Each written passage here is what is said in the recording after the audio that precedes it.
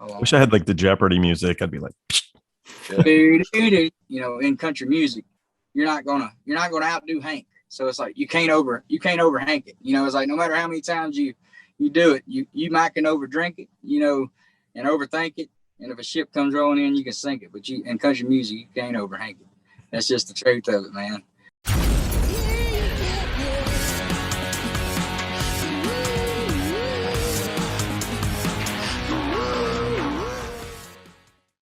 hey, this is Party Like a Rockstar podcast, and I'm your host, Joel. Today's episode is brought to you by Misha's Kind Foods. They're an LA-based small business making the world's finest non-dairy cheese on the market today.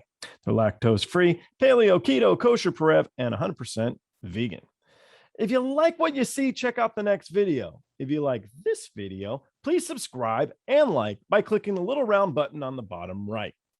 To learn more about me or our other guests on the show, go to joelrohde.com. You can follow us on Twitter, Instagram, or TikTok. The handle is Joel Rohde. If you haven't already read my book, Memoir of a Roadie, it's now available through Amazon and paperback Kindle or as an audiobook. I hope you enjoy the show. All right. Cool.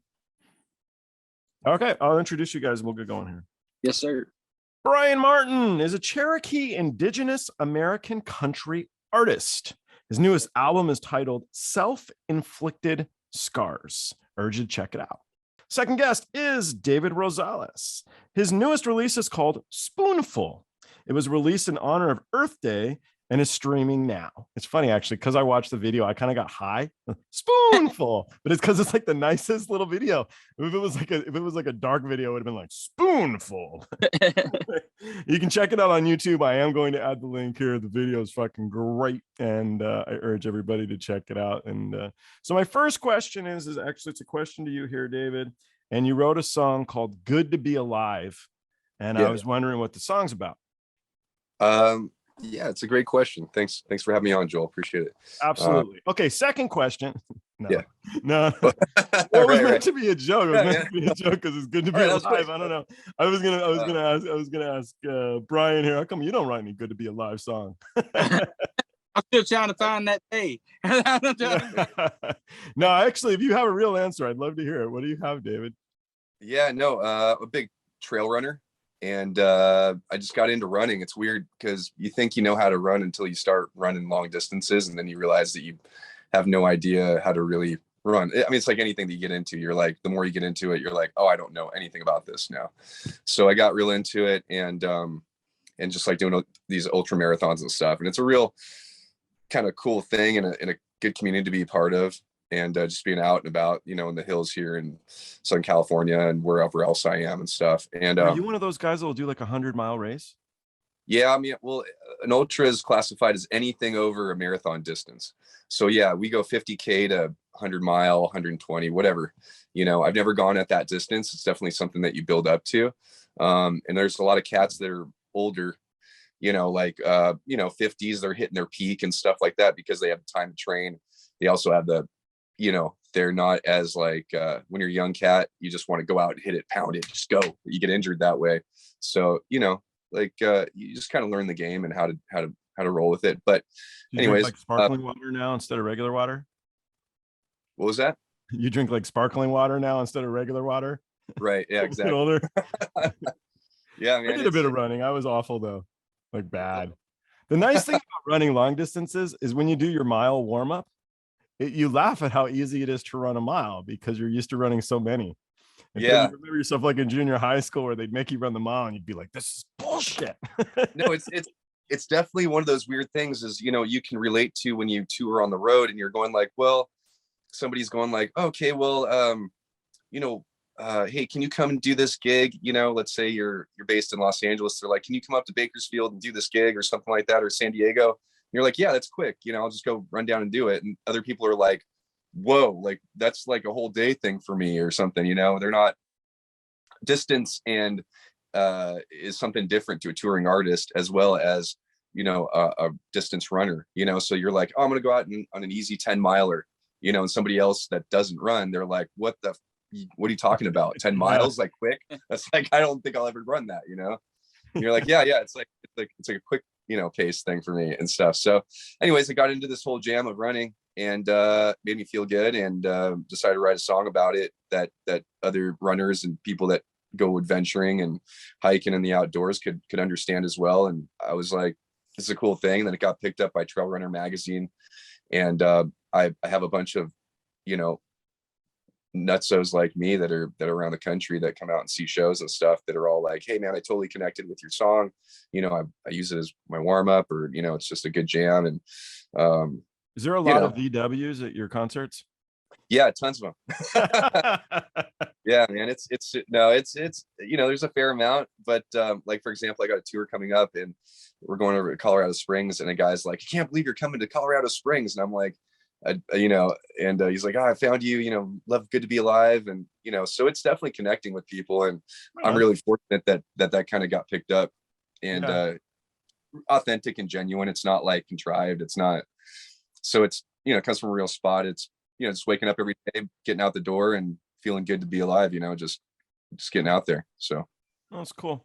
All right, Bryan. Yeah. So I did a little bit, I looked it up. I wanted to see on Wikipedia what other American Indian bands or songwriters are. Now there's a few real obvious ones that, what was it? Red, you know, they were all Indian. I was part of the name of the whole thing, but there's a couple that were neat. So Marty Robbins, was a Native American. That was my dad's favorite artist.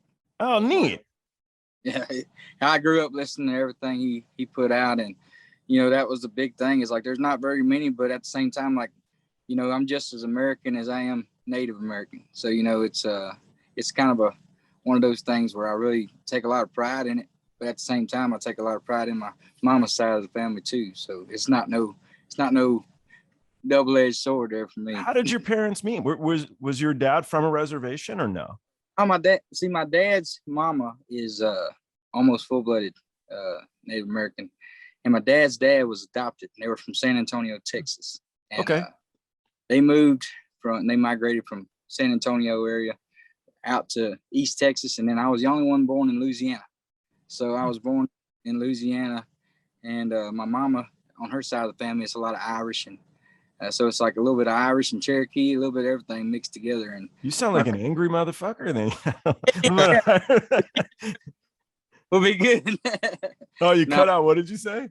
I said, just keep me away from whiskey. We'll be good. Oh, okay, that's the deal. You know, it's like, I really just enjoy, you know, writing stuff that really means a lot to me. And like I said, there's a lot of drug use and stuff in my family when I was growing up, and I kind of thought that for a long time that I was going to be subject to that for the rest of my life. And I use songs as a way of healing and getting through all that and seeing all that happen in my life. And I use it as a tool of healing and finding peace in it, you know? So it's like, that's the biggest thing about it. And it's just, you got to keep pushing through. I wish I could run a mile.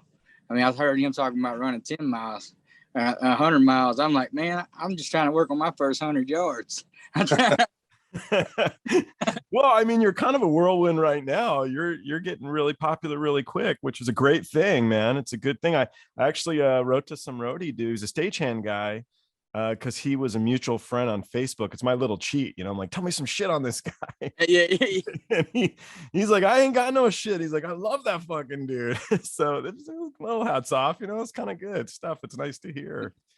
So did you guys, so were you writing poetry as kids, or did you guys write straight to the guitar when you were little, or how did you guys both get started? Because, you know, it's interesting about the two of you is though you're a bit different genres, definitely different vocal styles for sure. You're both singer-songwriters, and in my world, that's my favorite kind of music. So what was it that got you guys thinking that you should mix words around and try and make them pretty?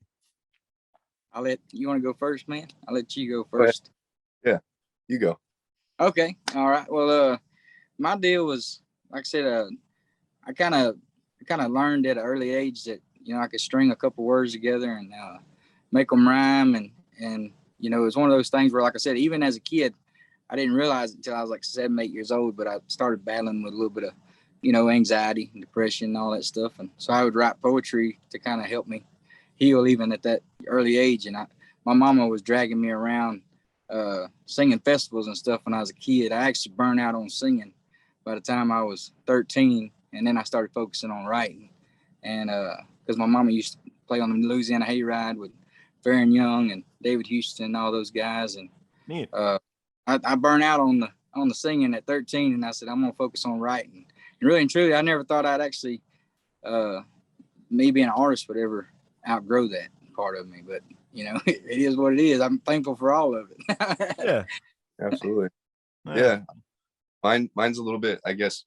You know, yeah, you figure out words work a certain way with each other, but you know, I'm the youngest of 10 kids, so I was like pretty influenced by everything that my brothers and sisters were listening to. So were your parents like really religious? Well, I come from a mixed family. We're Catholic, you know, but it's a mixed family. So, you know, I had half brothers and sisters and stuff like that. But, you know, so I was just, you know, taking whatever influences, you know, so I was watching a ton of MTV before everybody else was, you know, on my block. You know, I'd sneak into my brother's room, grab his white, you know, Yamaha bass and pretend I was playing in front of Buffalo Stadium too, like, you know, Duff was, you know, grab my sister's hairbrush and stuff. So then when I asked for a guitar, when I was like about 10 or 11 probably, it just looked cool. Everything that, you know, was Slash looked cool. Like, you know, James Hetfield looked cool to me, you know, it was all that. It was very hard rock, very rock and roll for me. And, you know, so, I got a guitar from my grandfather who lived in North Dakota. He got it at a barn and sent it out to California. I started playing on it right away. Didn't even know what I was doing, but knew I started coming up with songs like right away. You still have the guitar? Yeah, I still have the guitar. Yeah, I'm in my like writing shed thing here, you know. So it's like, you know, it's you got a lot of like, my wife's like, oh, you're gonna get another guitar or something like that, and it's like, well, you know, yeah, they're all little memories, and you know, even if they're a shit guitar or something like that, they got a ton attached to them. Yeah. But yeah, I started writing and just you know, didn't even really know what I was doing, but started writing those songs at like 11. But I don't remember really when, you know, yeah, I would be writing poetry, and I'd also be drawing skulls with like nooses and stuff like that, because I was turned on by like heavy metal and thrash and all that stuff. Everything. There used to be those little magazines, right, with like the t-shirts and stuff. And I would just look at like Deicide, and, you know, Megadeth was my first concert that I ever went to and stuff. So I come from that kind of whole world. And, you know, and then punk came in later. And then, you know, when you're skateboarding and as a teenager and stuff. And so we had bands, and I was always kind of like one of the principal main songwriters of these bands and stuff. And what was your first band's name? First band was called Poe, P-O-E. Okay. And then we another band called Poe at that time. So this is like 90s. I remember the other band. Yeah. And we, you know, we were all turned on by like Edgar Allan Poe and stuff. The Raven, we had a song, The Raven, where we put all those lyrics, and then we just came up with like a punk kind of thing. And I mean, we were jumping off, you know, pools, you know, I was jumping off roofs into pools, skateboarding, just, you know, playing at like, you know, dances and stuff. I remember the first gig we played was we got hired to play a party, and oh, your camera turned off, Dave. Yeah. Oh, sorry about that. It's a beautiful mug. Gotta be first thing we got, you know, we were playing at, we got and knew like 3 songs. We had like 2 of our own, and we knew Ruby Soho by Rancid. And so we just fucking played that like on repeat like 12 times. It was like one more time, you know. it was man, it's been a long journey, and I was in a hard rock band for a lot of years, and then kind of went to the singer songwriter thing when I turned 30, and I had a little baby girl on the way. And the band kind of dissolved, and you know, there comes a time in a guy's life, or just any musician's life, where you kind of reach those crossroads. And the guys had one foot in, one foot out, and I was like, man, I got to do this. This is what I want to do. And so I'd written this album called Smile, which was completely different from the album that I had just come out with my band called Songs in the Key of Dead. So it was like 2 different things. I went about like, you know, it was a very Stone Temple Pilots, Guns N' Roses, that family tree of band. You know, and writing like that, you know, darker kind of stuff, and to writing these songs and feelings that I just came like, wow, I'm having a baby. I'm start writing about love, didn't feel cheesy, you know, and then once the band dissolved, I was like, well, I still want to play music, so yeah, I think you could do it, because you're kind of like, dude, it's about my daughter, man. She's on the way, motherfucker. Fuck you. You know? Yeah, you know? And no, man, it's a crazy thing. You know, chemically you change as a dad. Like your vibe, the way you think, what priorities are. And you know, I've always followed this like whatever I'm feeling kind of mentality. And it just felt right at the time. And so I started following this other Americana kind of path, which was just stripped down. And I didn't grow up listening to a ton of country or anything like that, or any folk really. You know, my dad was from Texas, you know, we go back to like the Alamo days. You know, my family came from the King of Spain, sent over, and Veracruz, Mexico came up from there. We also have some Native American, you know, mixed in and stuff. And, you know, my dad came out for the Marine Corps in Korean War, and to Camp Pendleton in San Diego. And my mom came from North Dakota. So they were both first generation California and Los Angeles. And anyways, I'm going here and there. Yeah, and going deep. We getting to know the man behind the songs, man. That's what it's all. You got a story, and that's what makes us storytellers, man. We lived a life. What makes the songs what they are. We've lived life, man. That's the way it works. I think that's a great point you bring up. Is it's in a band, you're kind of creating your story. You know, you got your 4 buddies, you know, 5 buddies. It's all for one for all. And now it's a little less personal, I feel like sometimes. And being a singer songwriter, you write about the shit that you go through, and you can't really fake it. You know, it's all pretty authentic if you're going to sing about it, because you're the one that's singing about it. It's your name up on the billboard. It's your thing. You know, you can't really. That's the one thing. Like I've always said this, and this is something I've always believed in. I've always wrote, really and truly, I always wrote for myself to kind of, like I said, heal and go through things and process. I've always been somebody I really can't go and talk to somebody about my problems, but I can talk to a guitar. You know what I mean? Like my guitar has always kind of been my therapy session. So I go in there, I'll talk to this guitar, and I may not even know that I need that song until a year later, and that song hits me, and it's like, oh man, I needed to hear that today or something, you know. And when you get to relate to other people by doing the same thing, and you hear their stories about how they're going through the same thing, and that song helped them change their life, it's like, that's what I did it for me, but I helped somebody else. So it's like, I've always said, I only write what I live, and I won't write nothing I ain't lived unless I'm ready to live through it. That's just what it's like. I really believe if you ain't lived it and you're writing it, you better buckle up and get ready, because you're probably going to go through it. And I've already been through enough. I'll just write about what I live. That song you did, so you did a song about Hank Williams. Did you write that one? Yeah, over Hank it. Yeah. So is it a little intimidating to stick a guy's name like Hank Williams in your song and hope that everybody kind of like digs it? Because it is. It's tough because, like I said, it's one of those things where you want to pay homage at the same time. But it's like this. The way I've always looked at it is, you know, everybody uses that name in songs, but you know, in country music, you're not gonna outdo Hank. So it's like you can't over Hank it. You know, it's like no matter how many times you do it, you might can over drink it, you know, and overthink it. And if a ship comes rolling in, you can sink it. But in country music, you can't over Hank it. That's just the truth of it, man. And I think that a lot of people use that name as kind of like a what do you call it? Like a cliche thing. But for me, it was in intentions of going, hey, you know, I've listened to this all my life. No matter what I do, I'm not gonna be able to, you know, over Hank a damn song, you know. So that's what my intentions were on that song, and that was kind of like the fun song on the album. The rest of them go a little bit deeper, so it's you know, but that's the one I had a good time with.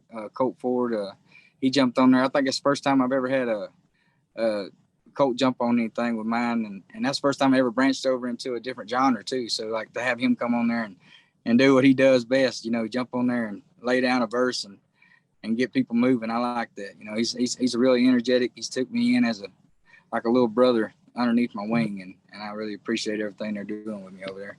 That's cool. I'm going to pick on you a bit, possibly. I don't know. So one of the bones I love bringing up is the crazy gigs you've had, you know, places you've played out where you're thinking, boy, my mom could see me now, you know, but I think I'm right here. Did you try out for American Idol? When was this? Back in 2010, I believe. 2010, when I was like 19, 20 years old. I did. I did try out. I mean, I was at that stage of my life hadn't hit me real hard yet, so I was still trying to do the singing thing. So it's like, as you go on with life and you start finding depth in it, and like he was talking about having babies, and I started realizing real fast that, you know, there was a lot more things important to me than going on a reality TV show. But I'll be honest with you, they didn't even give me 10 seconds of time. They said I wasn't worth shit. What did you sing? I think man, to be honest with you, like you threw me in this spot, but I sang I believe I sang Verne Gosdin, Chiseled in Stone.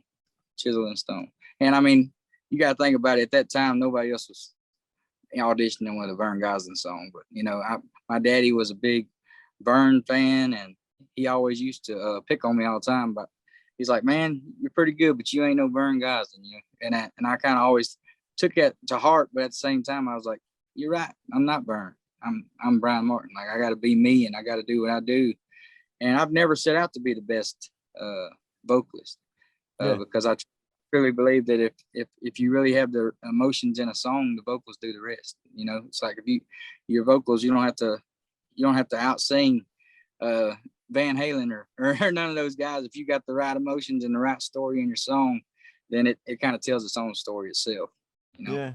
Do you have any gigs that stand out, David, where you were playing and you're kind of like, oh, yeah, why is there a truck of I don't know, buffaloes in front here or whatever? Well, you know, there's just I don't even know what the hell that meant, by the way. I don't know. Truck of buffalo. I don't know. But I'm not even gonna draw attention to it. Yeah. I mean, there's little things along the way, but it's sometimes hard to kind of go like and take things in, you know, and just kind of go like, oh man, I'm here. Like, this is, you know, on a cool level, like, hey, like I've gotten to this, you know, like this is a great gig to have. You're more like, okay, what's the next thing? You know, you're trying to move up this ladder or whatever, you know. But you know, just times where you're you know, you're playing. I was stuck in an elevator with Joe Perry one time going down to the House of Blues, you know, and just talking with Joe about you know, I think that their bus had just ran into a deer, and so we started talking. My drummer was with me, and so he was a big hunter, and so they were start talking about hunting, and I'm like, I can't believe I'm fucking sitting here or in an elevator talking with Joe fucking Perry about hunting and like a deer and a thing, and I'm like, this is just wild. And you know, there's just times where you're just like, there's gigs where you're like, what the fuck am I doing here? This is not worth it. You know, this is not, there's nobody here. I'm out in the, you know, middle of fucking nowhere. And there are times where you're just like, you roll in, you got your whole production, and you know, you got guys, because it's a union job, they won't let you touch your gear whatsoever. You feel like a fucking rock star. And you're like, this is all right. This is good stuff. You know, like I'm a big sports guy, right? So sports have always been there for me as well as music. Like, they've always just been there, and they've always been my outlets. And my dad was a big you know, sports guy and stuff. And so when I left, I went to college. I went, you know, came out with a business degree, worked at Sony Pictures, you know, and took my boss's expense report to accounting one time. And you know, I was a young kid and in a really good position up in LA, and you know, much better than what my age probably, you know, said I should be in. But took boss's expense report. Two guys were talking probably about our age now, you know, and they were just saying, oh, I hate the drive-in, you know, I was soccer, you know, on the weekend, this thing and that and the other, you know, just hating their life, you know, just kind of cooler talk. And I said, that's what I don't want. I don't want to be there. And so I left that corporate job, and then I had to explain to my dad, you know, who had, you know, like, you're climbing this corporate ladder, you're going to be a, you know, a studio executive one day, you know, you play music on the side, you do this and that and the other thing. So I got 9 other kids that will help pay for you then. You know, I mean, it's wild. By the time it got to me, they were like, okay, just do what you want to do. But, you know, there was a pride thing. Like, my dad was like, you know, like, he came from nothing. He used to pick cotton in the cotton fields, watermelons, all that stuff down in Texas. And so he came from a dirt floor. Spanish was his first language. So he made something of his life. He was a principal in LA Unified School District, you know, and, you know, supported us and did that. But sports was always like the common ground, you know, like I could curse on the ball field. You know, my dad didn't like give me a belt or anything like that. But if I did it at home, he'd definitely, you know, tan my hide.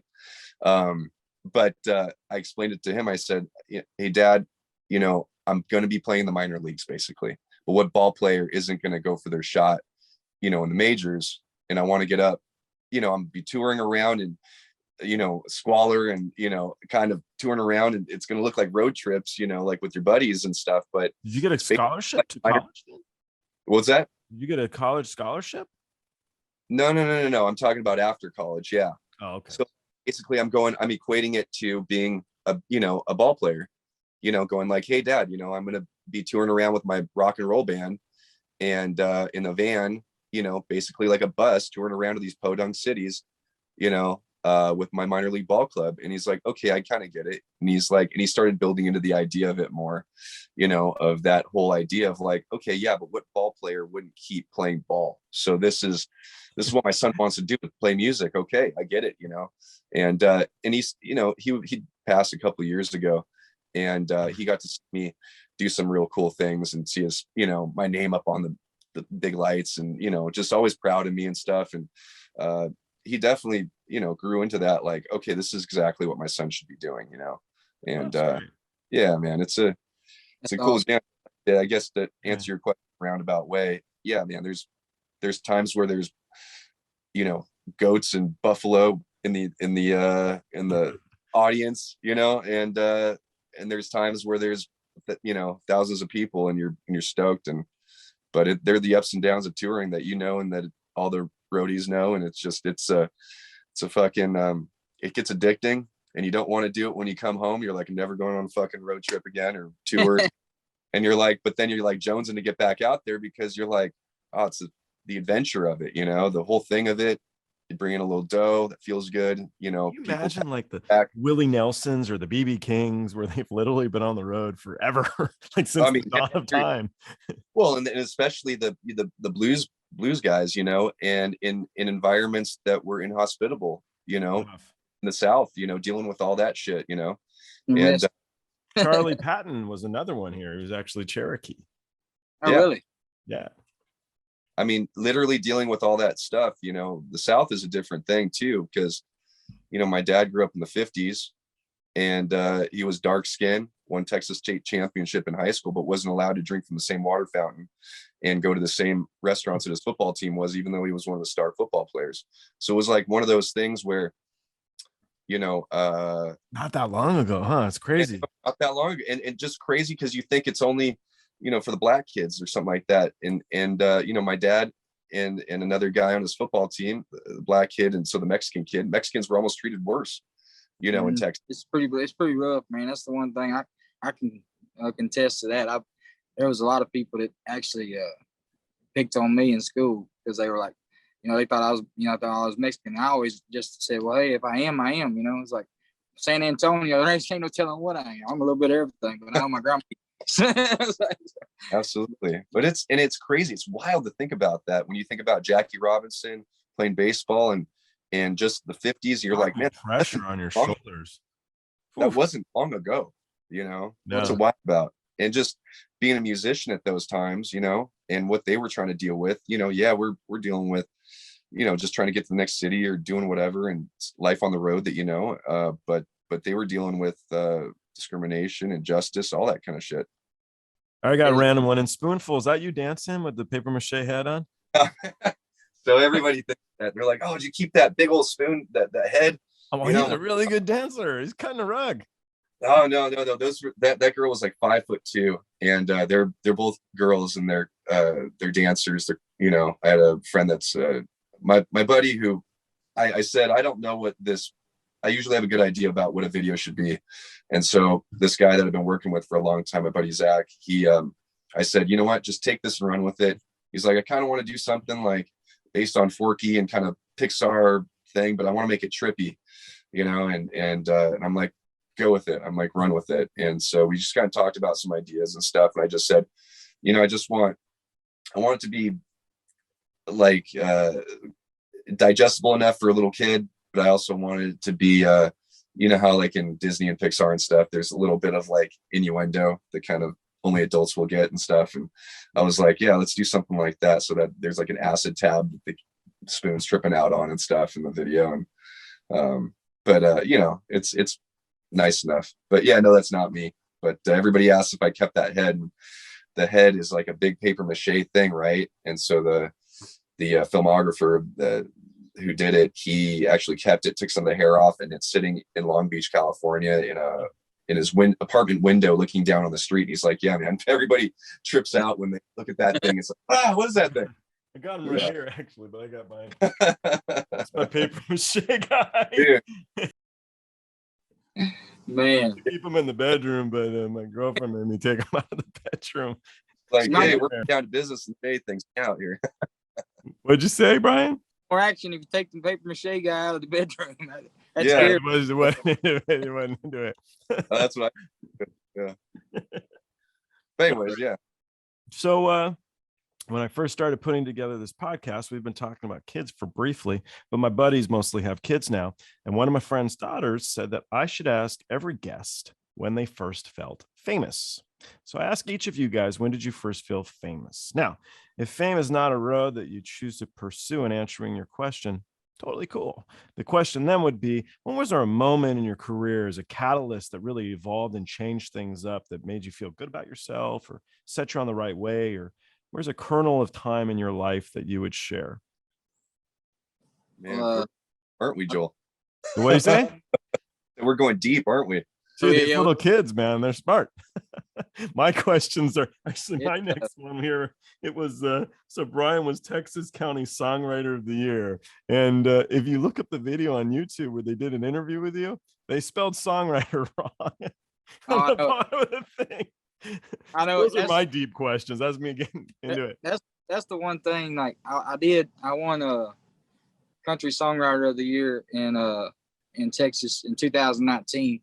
But to be honest with you, man, I really, like I said, I still struggle with that every day. Like some people tell me, just because of numbers or this, that, and the other, they try to put a label on me. And it's like, to me, I've always been about the song. I've always been about keeping it real and being who I am.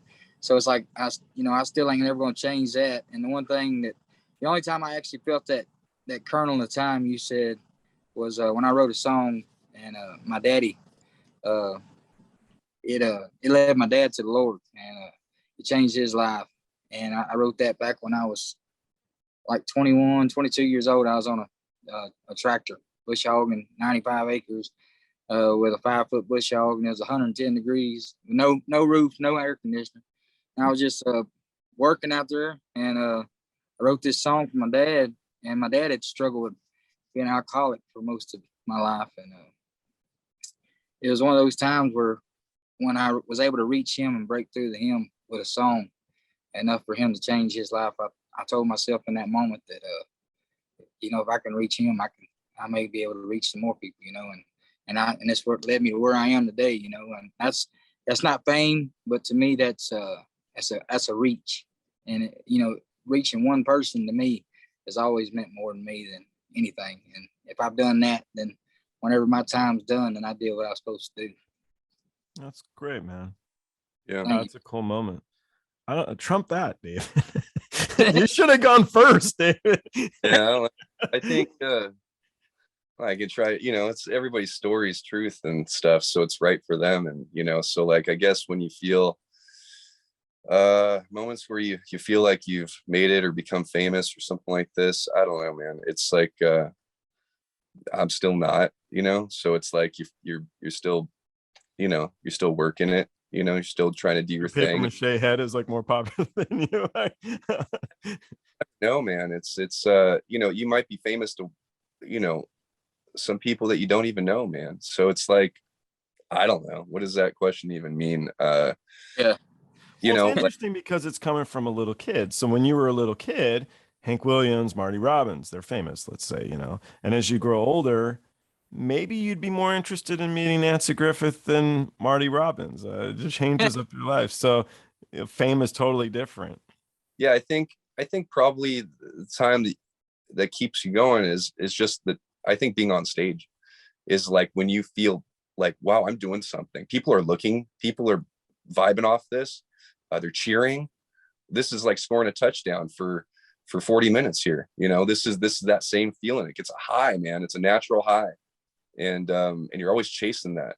And it's the same way, whether you're, it's the same thing, whether you're playing football or surfing or whatever, you're chasing this natural high, this thing that makes you feel good. That's why you keep on scrolling through your Instagram and looking at your likes and stuff, because you're trying to, your brain's reacting to it in a way. And are you friends with those surfer girls with the hair in your video? Because yeah, Hernandez and Malia Ward. Yeah. So they're friends of friends. Guy, this guy. And, yeah, man. They're a music video with like the most gorgeous woman surfing. Interested. They're cool.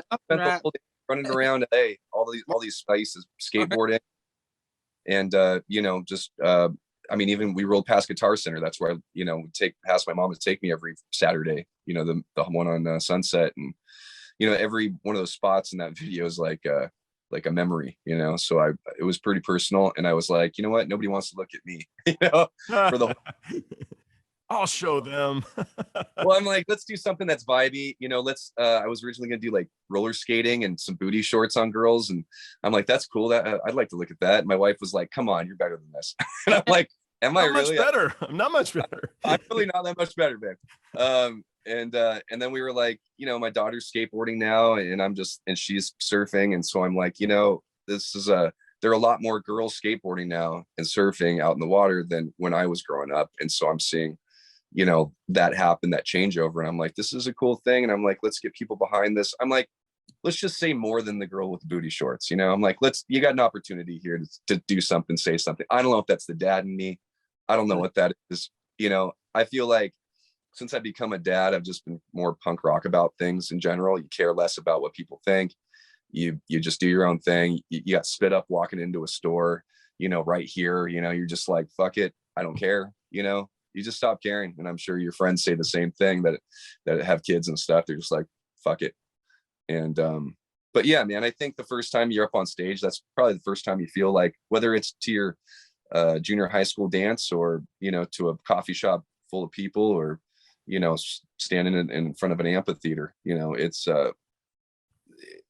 there's just a high off of it. And that's the time you feel that you're chasing. And that's the time you feel famous. You're just like, man, this is worth it. I'm totally doing something good here. Yeah. Is it aggravating? I'm sure both of you get it, but Jack Johnson would listen a little bit to your music. Is it aggravating when people are like, oh man, you sound like Jack Johnson, David? Or... Dude, so let me fucking tell you this. So, man, if I'm playing solo, and just based on the area that I live in and where I play solo or something like that, or if I'm anywhere really, people go, hey man, you sound like Jack Johnson. And I'm like, my voice sounds nothing like Jack Johnson. Like, I got more country in my voice just by based of the, tone of my voice than Jack and his thing. But I'm like, if that's who you're relating it to, I'm like, that's cool, because you know what? That person means something to you, probably. And, so you take the higher road. Yeah, but it's cool. And you know what? I would love to go on tour with Jack. I'd love to just, it would be, I'll go on. It's a compliment, because people don't, I say this, people don't have to give you shit in this world. And when somebody gives you a compliment, or they tip you, or they give you something for free, a guitar or whatever, they don't have to do a goddamn thing for you. And so when they do that, that means something. Yeah. And that, so what is it? Somebody wrote out or had a blank sheet of like a legal pad. And they said, this is what you're entitled to in your fucking life. And there's nothing, you're entitled to nothing, And so, unless you're born in the US, and then you get, freedom of speech, and those are the things you're entitled to and such, but, which is a lot more than a lot of people have. But, yeah, I feel fortunate when somebody gives me a compliment, tells me that I sound like Jack, or tells me I sound like, somebody I've never heard of before, because, sometimes I've never heard of that person before. I'll go check them out. You get turned on by stuff, and you're like, I don't really sound anything like them, but you know what? Something reminded them, felt good enough that they came up to me and said something. So, yeah. Bryan, where you talk about keeping it real, I'm trying to think how to phrase it. So if you're writing your own music, though, you're writing your own lyrics, wouldn't you always be keeping it real? I mean, the whole like sold out thing. How do you sell out when you're writing your own shit? Well, I don't know if you can. I don't know if you can. I think that the big thing is like, it's just what people are a lot different as far as looking at things nowadays. Sometimes, like, I came from Texas, so like I love everything about where I played in Texas and everything. But as soon as you jump in that vehicle and you move your way to Nashville, everybody automatically starts saying, hey, he's done sold out. But at the end of the day, like, you listen to my lyrics, you listen to my songs, you'll know that it's coming from the deepest places that I've ever been in. And for my whole life, that's been in Texas and Louisiana and everywhere I've been and all the jobs I've done. And my babies, like I said, I worked in oil field 15 years. So when I was working out there on the rigs and I was missing my 4 babies, I wrote Oilfield Dad, and that song related to a lot of people in the oil field.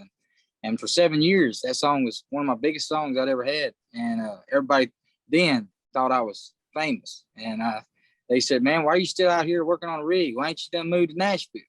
Why ain't you done, went and done this, that, and the other? And what you was talking about earlier about the American Idol thing, you'll never be able to count the amount of times in my posts that people said, man, you ought to try out for The Voice. Or you ought to try out for American Idol. And that's always, everybody says that. Everybody says it. And I think that's their level that they put you on. I think they put you have to be on that level in order for them to see you as, significant. And it's like with me moving up here, like I'm still friends with a lot of Cody Jinks' team, Bobby Keith and his tour manager over there. And they're some of the realest people I've ever met. And that never got to his head. That never, none of that changed him. He stayed who he was. And, I know they're doing their own thing and it's taking off great. The same thing with a lot of these people I started out around, like Lainey Wilson and, Priscilla Block. We started out doing this stuff, and I never really saw myself as commercial. I'll be honest with you. Like, I really never see anything that I put out as commercial, but some way or another, some songs relate to people and they, hold on just a second. Sure. I wish I had like the Jeopardy music. I'd be like, yeah. I'm back. Yeah. But no, what I was saying, man, is I really truly believe that you can't sell out as long as you and your heart and soul know that you're being you. You're being you and you're being who you are. You're going to have haters in the comments that are going to say, oh, well, he's sold out. But at the end of the day, like, you're not paying my rent either. You know what I mean? It's like, you're not paying my rent. And if you listen to my lyrics, it comes from the realest places I've been. Like I said, I wear this every day because I saw my uncle get stabbed to death over drugs, Wow. He was a Caddo Indian, and it was my aunt that got put in jail for it, and she was an addict. And I come from a lot of deep, dark places, and overcoming those things through music has always been my way of moving forward. So whatever stair step and every time I moved past something, an addiction or whatever it was, I've always learned that there's growth in that, and that's not selling out. That's pretty much growing and learning from mistakes, and that's what you want your babies to do too as they grow up. So you have to grow up with them. Maybe a grown adult, but I had to do a whole lot of growing up as my kids were growing up. Yeah. Do you drink or no? I drank a little bit. I did. I got real bad off on whiskey when me and my old lady we had went through a year of separation, and that was the worst time of my life, I believe. But I wrote Beauty in the Struggle during that time. I wrote Lost during that time. More Than the Shine, all in the meantime, staying in a camper trailer out behind my mom and daddy's house. And I couldn't see my kids but every couple of weeks, and it was killing me. Like I said, I'd worked my whole life to see them, to take care of them and everything. And I'd been a pill addict for years. I was addicted to Oxycontin and everything else. When I first met her, I'd had a couple football injuries. I just I took that to extremes, and I just kind of followed down the road that the rest of my family was taking. And she stuck by me when I tried to quit 2 or 3 times during the time that we were together. And she was the only person that ever stood by me when I'd be curled up in the bed, coming home from work, curled up in the bed and shaking, just wishing I could just get one more fix, And I always kept that with me. And that's why I wrote Beauty in the Struggle, is because when I was going through all that stuff, I realized real quick that I was not much of anything without that woman, and without her in my life and without my kids in my life. And the bottle started taking over. And like I said, I wrote Whiskey and the Devil and a couple other songs. And I learned real quick that, hey, I got to get to get my priorities straight. You know, I've been through this once or twice in my life, and you can't speak. You know, stupid is a hard thing to fix. And you know, what's that definition of insanity? Doing the same thing over and over again, expecting different results. And I had to really learn that the most important thing in my life is my music, my songs, and my babies and my family. So I went back to that, and that was after I had a real bad wreck in Kentucky. I went off a 20-foot cliff in Kentucky and had a brain injury, and they told me I wasn't ever going to be able to write songs again. They didn't think I would because I had such a bad brain injury. And it was like 2 weeks later, I wrote another song, and it was Self Inflicted Scars, and that's it. That's it. The title of that album. It's just me telling myself that I can't blame none of this on nobody else. This is me. This is all self-inflicted scars. Everything I've been through has been self-inflicted. Nobody put that pill bottle in my hand. Nobody put that bottle of whiskey in my hand. I put it in my own hand, and it's my choice now what I do with that. You know, it's like I found some kind of peace in being able to, you know, go to a bar and not drink. Now, if I go to a bar and I say, hey, I want to have a beer, I found peace in knowing that I can have just one beer. But there was a time I couldn't do that. And like I said, that's the biggest thing with me is, you know, everybody in your life around you is what's fueling you. And this has been a big change in my life. Like moving up here and taking this chance. I'd always worked a regular job in the oil field and would save up just enough money to go record one song a year sometime, because I wouldn't want to take food out of my baby's mouth to go cut music, because I always thought that was kind of selfish of me. And then now taking this leap of faith and doing this full time, it really gets in your head, because it's like, now I don't have a regular job to support this habit.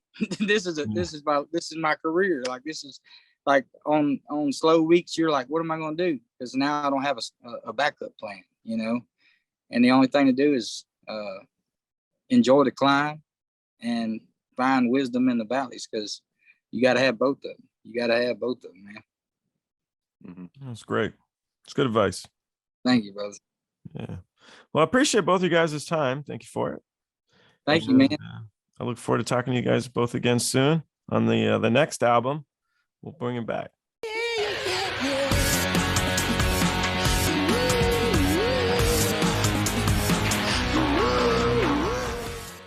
Thanks for watching. Don't forget to like and subscribe by clicking the round button on the bottom right.